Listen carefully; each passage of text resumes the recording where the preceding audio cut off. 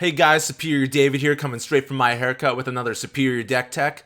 I was able to hit rank 5 Legend on the first day of the season with this spicy Mech Paladin list I got from McMariners, rocking a 63% win rate over like 80 games. This deck decimates Embiggen Druid, does well against Hunter, and does okay against most of the other decks you'll encounter on ladder. And on top of that, it's just a ton of fun to play, so I highly recommend checking it out. And just a heads up, this deck and video were made before the release of the last wing of Galakrond's Awakening, and when it does, I will be swapping out the air raids for a couple Shotbots because that just seems like the far superior 2-drop, and will make this already good deck even better. So now I'll get into the deck list, Mulligan, and game plan, and then after that I'll play a game and narrate all my plays so you can get some real insight on how to pilot this deck. Timestamp for gameplay will be down in the description for those who want it. So unlike past versions of Mech Paladin, which was traditionally a slower, go-tall strategy that tried to recur a bunch of buffed up mechs with Kangor's Endless Army, this version of Mech Paladin is an aggro deck that tries to get on the board fast. So for early game, we're running Glowtrons, a hot air balloon, Mecharoos, Galvanizers, and Micro Mummies. To help us transition into the mid-game, we've got Skyclaw, which is one of the cards that makes this deck so powerful because it allows us to efficiently trade our early game mechs or other tokens to lock down the board. We also have Gobbleglide Tech, which isn't a mech, but is a must include because it's a cheap way to generate early game tempo from hand and helps you get back on board when you're falling behind. To take advantage of all these cheap mechs, we run a bunch of magnetizing minions like Snip Snap, Annoyo Module, Replicating Menace, and Ziliax, which make our boards obnoxious to clear and are good for trading if you have to. But most of the time, we want to go face, and that's why we run Wargear and Leroy Jenkins for some solid smorkage. We run Crystology because it's an insanely efficient card draw, especially in our deck where we have a ton of one-attack minions, very superior card that we can abuse. Now we get into the spiciest part of the list, which is the Righteous Cause side quest. This is the reason why I picked up this version of Mech Paladin, and I think the side quest is criminally underrated and adds a surprising amount of depth to this deck. We run a lot of token generation, so it's surprisingly easy to complete the side quest and helps make our board even more resilient to AoE, as well as push a ton of damage face. We run the air raids to support the side quest, and sometimes the taunt is useful, but again, these will be swapped for Shotbots when they release, which still supports the side quest, albeit a bit slower. Then we round out the list with a couple of Explodinators, which I saved for last because these are definitely the flex slots of the deck. They're good in slower matchups, but overall, they're probably the weak link of the deck. If you want to make changes, start here. As for notable exclusions, there's Blessing of Wisdom. People like to throw this card in Mech Paladin because this deck wants more card draw, but Blessing of Wisdom is slow, horrible from behind, and just overall bad. This card is freaking inferior, don't run it. Okay, so that's the list, and now I'm going to go through the Mulligan, which has straightforward elements, but can also be quite contextual. The most definitive thing I could say is that you always keep Crystology. You are always happy to see this card because Mech Paladin runs out of steam if games go long, and Crystology allows you to efficiently gas back up. I never hard mulligan for Crystology though because I think our priority is to curve out and apply pressure, so I try to prioritize having a decent curve. But this is where things get complicated because what a decent curve is changes when you run a card like Galvanizer, which discounts your mechs. So suddenly if you have Galvanizer in hand, your 4-drops are essentially 3-drops with the discount, and could be okay to keep in your opening hand because you could cheat them out a turn early. So even though this is an aggro deck, you want to use your head in the mulligan and ask yourself, what cards will allow me to curve out and apply the most pressure? If you do this in the mulligan, then I think you'll perform better with the deck and win more games, but for those who want some hard and fast rules, I could recommend the following. Going first, mulligan for Crystology, a 1-drop and a 2-drop. This sort of hand will allow you to apply pressure without running out of steam. Now when on the coin, you want a mulligan for Crystology, a 1-drop, and I like having 2 3-drops. All the 3-drops in this deck are good at generating tempo, so I like to play a 1-drop on turn 1, coin out a 3-drop on turn 2, then play another 3-drop on turn 3 so I can have control of the board going into turn 4. So to wrap things up on the mulligan, it could be straightforward if you want it to be, but I think you'll find more success if you actually think about what you're doing and take a more contextual approach. As for the general game plan, we're an aggro deck that gets on the board fast with sticky minions, and then we want to snowball our board and overwhelm our opponent, smacking them in the face until we win. The first few turns play out similarly to Token Druid, which is another deck I made a guide on for those interested. But yeah, you want to get control of the board ASAP because Mech Paladin also struggles with playing from behind, so you want to curve out and trade efficiently, going wide when possible. I value going wide over going tall most of the time because I think other decks have an easier time answering a single big threat. Then on top of that, we can take advantage of a wide board better in the later turns with Skyclaw and Righteous Cause. A key interaction to know about Righteous Cause is that if you're 1 minion away from completing the side quest and you play a minion that summons additional tokens like Explodinator for example, the side quest will complete and buff your board after all the minions have been summoned so you can cheat additional value from it. Very important to know. At the same time though, we run a lot of minions that will summon additional minions when they die. So you need to be mindful of not setting up a board where your opponent can proc the side quest when you don't want it to go off. Because it's definitely happened to me before and it does not feel good.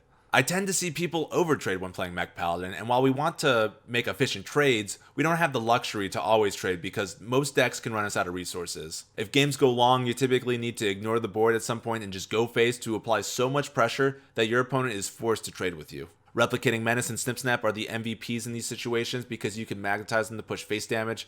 Then when your opponent clears them off, you're left with mechs that you can then magnetize again the following turn to continue the snowball. Okay, now before we get into the gameplay, make sure to drop a like and subscribe if this video helped you out because it really helps me out. And I can't go over everything in this video, so if you still have any questions, please ask in the comments down below, or you can ask me over on Twitch where I stream every Tuesday, Thursday, Saturday. Link will be down in the description.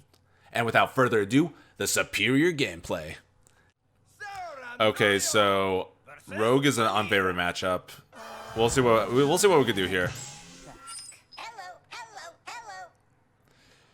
Okay, so we toss back the Zilly. Against Rogue, I'm even tempted just to keep double one drop.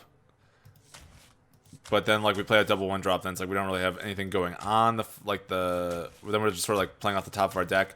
I think I value the Mecharoo here, just because, like, if he backstabs this or something, then we'll still have something on board. That's something important to know too. Like, Glowtron, backstab, dagger, dead. I could keep both and go like Mecharoo and then magnetize it, play the Glowtron on it the following turn. That seems decent, you know. Even though we're not like curving out well. This isn't a good curve. But just being able to play this on one, maybe he clears off, then we play the Glowtron on it to magnetize it. I'm down to give it a shot. Just knowing like the removal that Rogue has, I think we could maybe get away with it. And we get the Snip Snap. That's a really good pickup. You like seeing Snip Snap on turn 3. Really good at contesting the board. I mean, all of our 3-drops are, like I mentioned. So now we'll pop a little Glowtron on this boy. There's a little Mecharoo here. Oh, there we go. There we go. Okay, we're getting some decent top decks. We'll trade off here. And now we get the damage on this. We like having this damage so he can't hit it with the Invoke spell. Can't coin that out. And now next turn...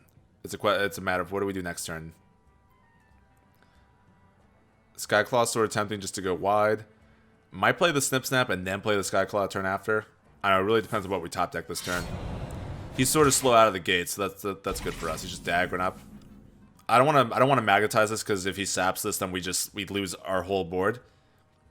And he has the coin, so if he has the 4-drop Invoker with Rush, we could play the Snip Snap. He'll like trade and dagger one of these guys, and then we play the Skyclaw to contest that next turn. And then we just go face. We like smacking rogues in the face because it's too good.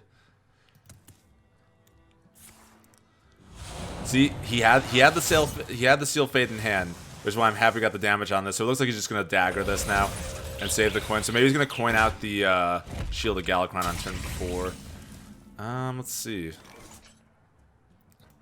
I could play... Okay, so now we have an option. We could play the Skyclaw to go wide, have something to pop this War Gear on next on turn 5, which I'm leaning towards. Or we could get this Gobo Glide tech down. And I think we go for the Skyclaw now just to push more damage. Like, he Mulligan... I mean, this is the only card he kept in the opening hand. And I feel like if he had a backstab, he would have used it earlier. So I'm just going to go for this. We push more damage right now. If he coins out the Shield of Galakrond, we have a lot of ways to deal with that. I mean, we even have the option to Zilliax. I was just so focused on Smork, and I was like, yeah, we're playing this War Gear next turn, but we don't have to. It really depends on what he does. But see, the thing with Rogues, you can never count them out just because, like, one, like, Togwaggle or Galakrond, it's game over. We got really lucky because he didn't have the Evil Miscreant on turn 3. Evil Miscreant gives us a hard time. Because Evil Miscreant gives, like, all aggro decks, I feel like, a tough time. Oh, wait, here's the Zephyrus. He's going to get, like, Arcane Explosion. That's annoying. He's Highlander, though, so that explains why he's been going a little bit slower. Whoa, whoa. He has the coin. Oh, wow, that was really good. Okay, so based on this, what he just did, I'm assuming that he's got some sort of AoE. I don't know what it is. It could be Brawl. Because he didn't play it this turn. Or it could be like Lightning Storm. No, it's probably Arcane Explosion. So I think if it's Arcane Explosion... Let's see. Do we go face here? Or we probably trade. I don't know. We probably trade here. I don't necessarily like to trade. I guess we could go face because we have the Leroy. So we could afford to be a bit more aggressive. So if we go face with everything, that's 2, 4, 6, 8, 9 damage. With the war gear, that's additional 5, so that's 14. That puts us very close to killing him in the next couple turns. But I feel like once we get off the board, like we won't. If we lose, like we're gonna lose this board. I'm pretty sure this board's just gonna die. And if we like trade off, I think there's a chance that our war gear magnetizing dude will survive. So I'm gonna actually go for it. And let's see, we're gonna trade this off. I'm gonna magnetize the Skyclaw. I really wanted to go all face there, but like if he we don't know what that AoE is, and if he cleared our board, we may never get that 1 damage in. And so I magnetized the Skyclaw, so in case he has sap, he's gonna sap this. He'll be forced to sap this back to our hand, and we're okay with that because then we just play it again. We get value from the battle cry. Zilly, okay, cool. Whoa, whoa. Okay, so that was a real desperate play. Oh boy, guys, we like seeing that. I mean, we for sure go. Oh, or we could Zilliax. We could Zilly. Let's see. Do we Zilly? We Zilly. We actually just Zilly on the side here. Deny him 3 additional health. Yeah, we Zilly. We're gonna drop the Zilly on the side. Or we don't have lethal. We are just barely off with Leroy. But we Zilly on the side to deny him the heals. I was thinking to go Buglide Tekken. I don't want to magnetize the Zilly because I want to push this damage through. So we deny the heals this way with the Divine Shield. Next level plays. All superior plays here. Superior plays. So this is sort of like textbook how we're supposed to like handle this game. We got very fortunate though. Like I feel like Highlander is a bit more in our favor because that deck's inconsistent. If this was just normal tempo Galakrond Rogue, you know, we'd probably be seeing the Miscreant on 3. It'd be a tougher game, but yeah, I think we do better against Highlander. And now he has to clear off this board and heal up without a Zilliax. That's pretty tough. He's already played Zephyrus. There's that Arcane Explosion he was worried about. He was holding. I mean, that we were a little worried about. I think he's just going to concede. We got this, guys. We got this. So many options. Wow.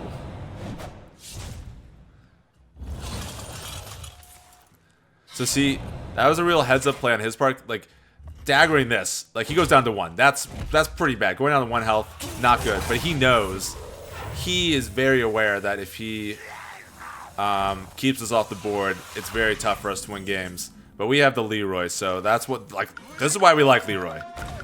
Leroy over here smacking him in the face. There we go. So that was sort of like textbook how we win. So, yeah, guys, thanks for checking out the video. I hope you learned a thing or two from this guide. I enjoyed making that, and I will see you around. Take it easy.